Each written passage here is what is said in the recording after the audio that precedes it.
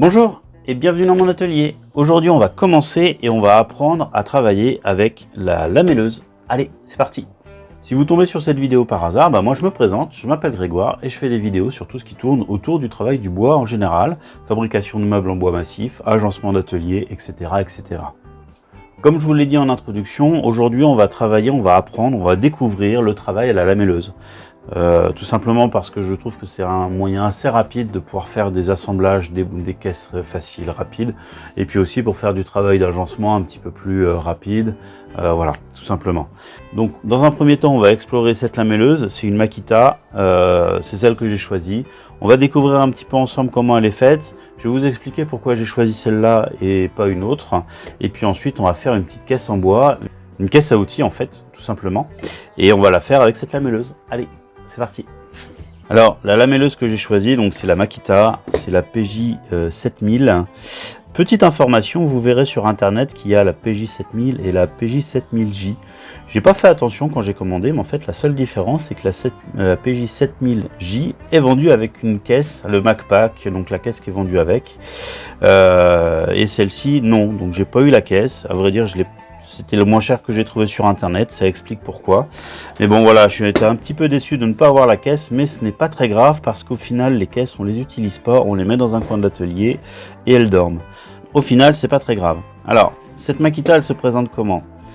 Ici donc on a la surface de référence que nous pouvons changer comme ça. Il y a des petits taquets pour se mettre à 90, à 45 et à 0, ça se fait automatiquement, on a des petites cales. Et par contre, on peut après changer l'angle comme on veut. Voilà. Et on bloque comme ça. Donc là, je me mets à 0. Ici, on a la fente par laquelle sort donc, la lame, tout simplement. Là, vous avez ici la petite molette de réglage en fonction des dominos que vous utilisez et de l'épaisseur de votre bois. Donc ça va du lamello, donc taille 0, taille 10, taille 20, taille S, taille D. Donc ça c'est les plus grandes profondeurs en fait, et vous voyez c'est assez simple en fait, c'est comme sur un réglage de défonceuse. Ici il y a juste des hauteurs différentes en fonction de là où on se pose, et quand on enfonce là on a une petite vis taquet qui vient buter et régler la profondeur donc d'usinage. On a ici un guide qui va nous permettre de régler la hauteur si vous voulez avoir là comme face de référence donc le dessus de la planche. Si vous voulez changer de référence, donc on a cette hauteur là, donc elle se bloque comme ça. Et on a, ce qui m'a bien plu en fait dans cette machine, on a ici de quoi régler, un petit réglage. Vous avez ici donc une petite règle graduée, ça permet de bien régler la hauteur, sachant que la référence c'est le centre de la fraise. Voilà, donc on utilisera ça tout à l'heure, tout simplement, et on bloque comme ça. Pour le changement de la lame, donc on a une petite manivelle comme ça. Et on a ici la lame avec, donc on peut l'enlever, voilà. Et on remet. Pourquoi j'ai choisi celle-ci? Je voulais une lamelleuse qui soit professionnelle, et en fait dans cette gamme de prix, donc on est à peu près sur du 300 €. Je l'ai payé un tout petit peu moins, mais on est dans ces prix-là, dans les 300 €. Il y en a deux qui se distinguent, il y a celle-ci et la DeWalt.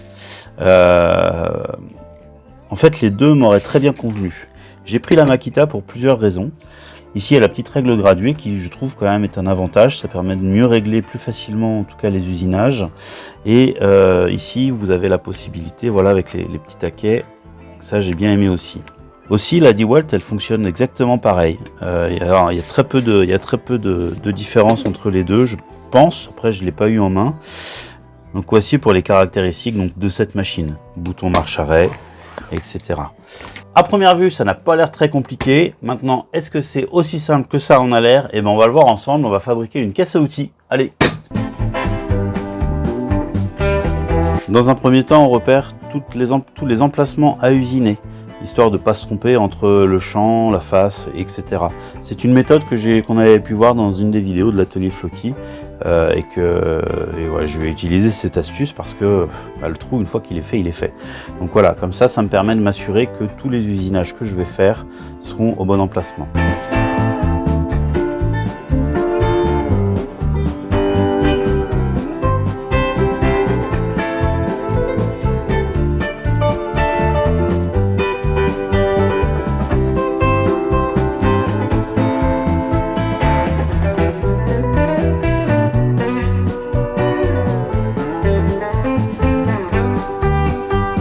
Bon, vous voyez, déjà je me suis trompé parce que là on va devoir usiner ici et j'ai mis mes marques là, et donc en fait c'est pas sur cette face là qu'il faut que je marque, c'est sur le champ, parce que quand je vais arriver avec ma lamelleuse ici là, bah, je verrai plus grand chose.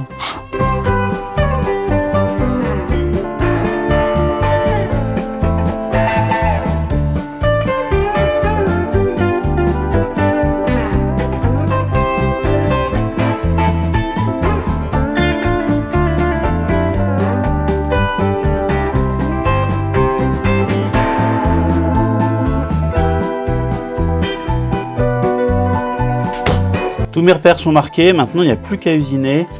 Donc rien de très compliqué, on a ici un repère, on a ici donc un autre repère. Donc bah voilà, on vient aligner les deux repères ensemble. Quand faut y aller, faut y aller.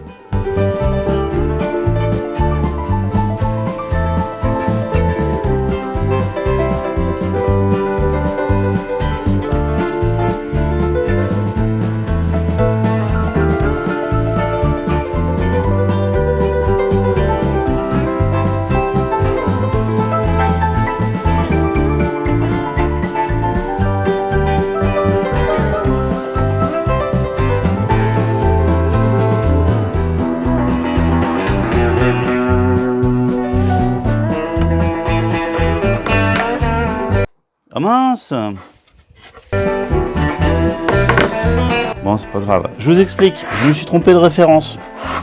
Là où j'ai dessiné mes traits. Mais bon, c'est pas grave, à ce stade-là, je peux encore corriger. En fait, vous voyez, en fait, j'ai pris donc là mes cotes, j'ai noté là où je dois usiner à l'intérieur, et j'ai pris comme phase de référence ma référence intérieure. Sauf que là, je vais me positionner ici, donc ma référence, ce sera l'extérieur du champ. Donc idéalement, j'aurais dû prendre cette face-là de référence. Voilà, mais bon, c'est pas grave. Comme tout est symétrique, je vais juste la retourner comme ça. La seule chose, c'est que sur cette pièce-là, où là, j'ai mes références à l'intérieur, il va falloir que je retourne ici, sachant que j'ai toujours mes traits donc du bon côté. Donc je vais changer. Donc là, c'est plus ici que j'usine, je raye, hop, je vais usiner ici.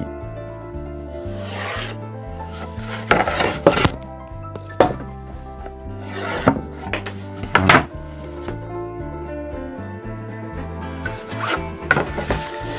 J'ai fait bêtise, j'étais mal calé. J'ai fait une petite boulette ici, j'étais mal calé sur mon champ parce que en fait je tenais juste avec la main, donc là je vais bien caler, donc j'ai mis une petite, ça c'est une tringle à rideau tout simplement que j'ai coupée qui fait pile 20. Voilà, je vais me positionner comme ça et comme ça je serai sûr d'être bien. Allez, on continue.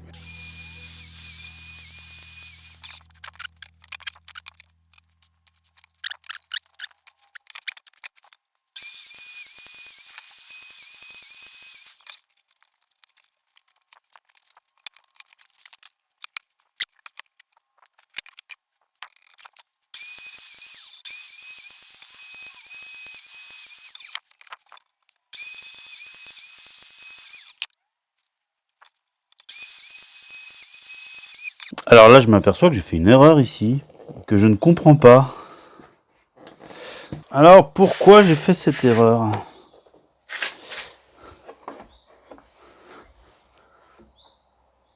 Ah ouais, d'accord. Ok, je comprends. Donc là, j'ai fait une erreur parce que j'ai fraisé trop près du bord, et en fait, le bord de la fraise est venu ici, est venu se bloquer comme ma surface de référence, c'est ma semelle, là. Là, j'ai une ouverture ici pour la fraise, et en fait le bord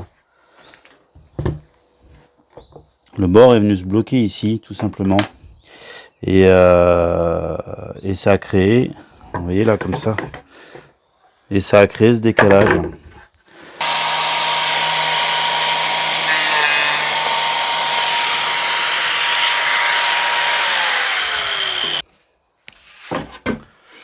Verdict.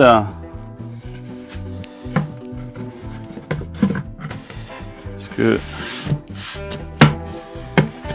ça s'enclenche bien. Eh ben écoutez, c'est pas mal. Ben voilà.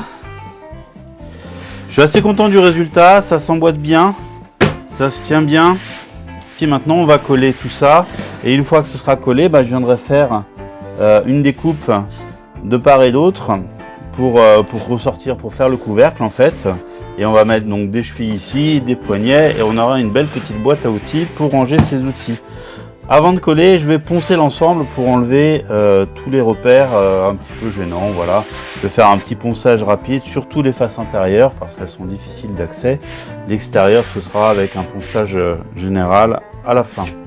Allez, c'est parti, on démonte, on ponce, on colle, on met sous serre et puis on voit la suite.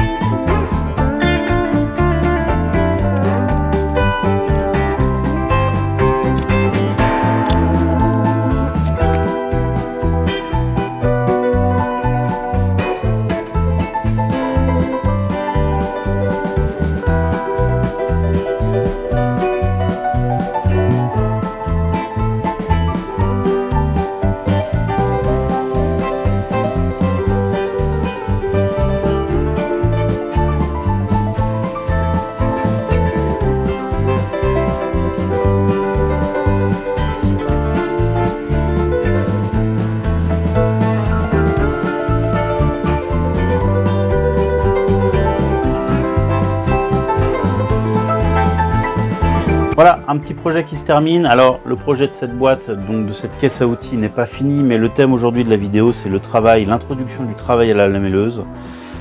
J'ai choisi en fait de faire cette boîte-là et j'ai mis 3 lamelles par assemblage, ce qui est peut-être un petit peu trop. Le but, c'était de faire et d'éprouver et de manipuler. J'ai appris pas mal de choses lors de mes premières utilisations. J'ai fait des erreurs, comme vous avez pu le voir. Premièrement, la première erreur, c'est de ne pas avoir bien calé mes bouts de bois sur mon plan de travail avant l'usinage. C'est ce qui m'a créé cette erreur-là. Il faudra que je répare à l'avenir. Deuxième erreur, pour les fraisages vraiment en bordure ici, bien faire attention à ce que la semelle repose bien ou est bien en appui. Ça n'a pas été le cas sur 2 lamelles qui étaient vraiment, donc en fait c'est les lamelles qui viennent ici, assemblées là. Donc je les ai vraiment collées au bord. Et donc du coup ça a créé un décalage qui fait que la machine a un petit peu tourné parce que le bord ici est venu se coincer dans le coin là. Enfin bon. Donc ça, être bien attentif là-dessus. Et surtout le dernier point qui est vraiment, faut faire attention à chaque fois, même si moi j'ai l'habitude d'utiliser les faces de référence et tout ça, je me suis fait avoir. Et ça, quand on trace ses repères, être bien attentif à ces faces de référence. Parce que quand on lamelle, quand on utilise la lamelleuse, soit on utilise la semelle comme référence, soit on utilise le guide. Voilà. Donc, être bien attentif à ça parce que ça peut être sujet à... on peut faire des erreurs. Et là, encore une fois, heureusement que je m'en suis rendu compte à la moitié des opérations. J'aurais fait tout d'un coup. Je me serais retrouvé avec une boîte qui ne serait pas du tout assemblable. J'espère que cette vidéo vous aura plu. Ce n'est pas un tutoriel ou un unboxing ou tout ça. C'est vraiment mon introduction sur le travail à la lamelleuse. Je suis très content donc du résultat, ça permet de faire des assemblages collés beaucoup plus solides qu'à plat joint. Et voilà, je vous remercie d'avoir regardé cette vidéo. Si vous avez aimé, bien sûr, un petit commentaire, le petit pouce bleu, et si ce n'est pas déjà fait, abonnez-vous. Allez, à bientôt.